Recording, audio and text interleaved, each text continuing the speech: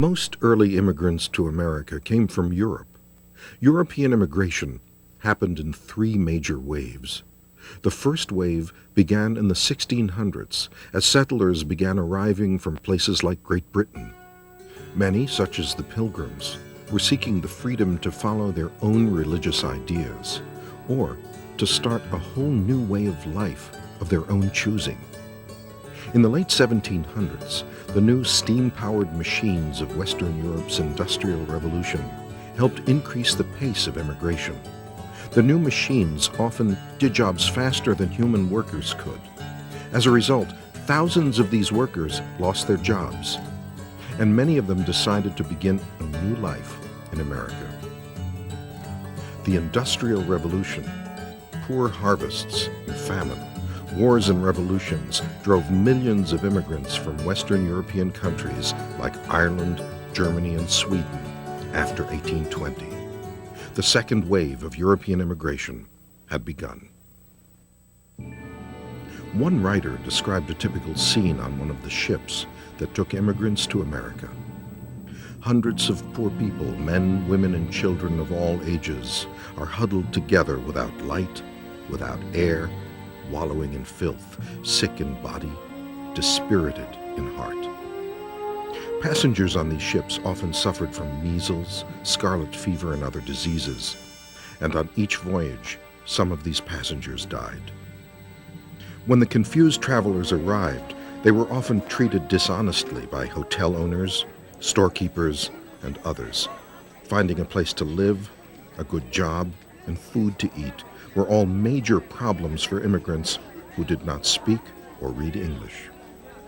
Some immigrants could get help from family and friends who had already settled here, but others had no one to help them. Still, year after year, the immigrants kept arriving. In 1845, a disease ruined the potato crop in Ireland. About 750,000 people died of starvation.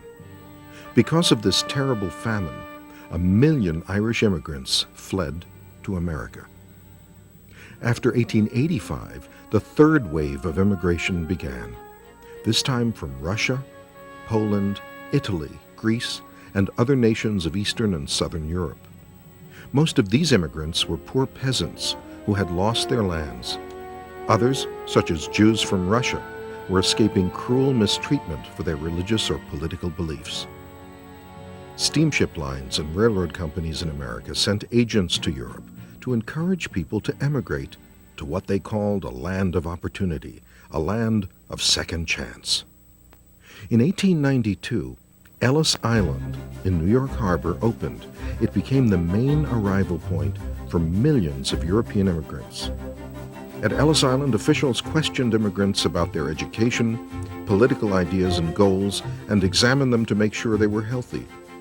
But for the most part, there were few limits on immigration before the 1920s.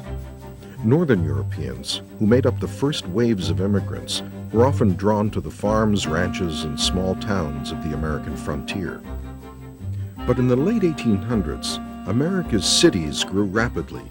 The third wave of immigrants, those from Southern and Eastern Europe, mostly lived and worked in these cities. By 1900, more than a third of the people in New York City and about 3/4 of the people in Chicago were foreign-born. Immigrants often worked long hours at back-breaking jobs. Frequently, even their children had to work. Life for these factory hands and laborers was hard. But even so, it was still often better than the life they had left behind in the old country.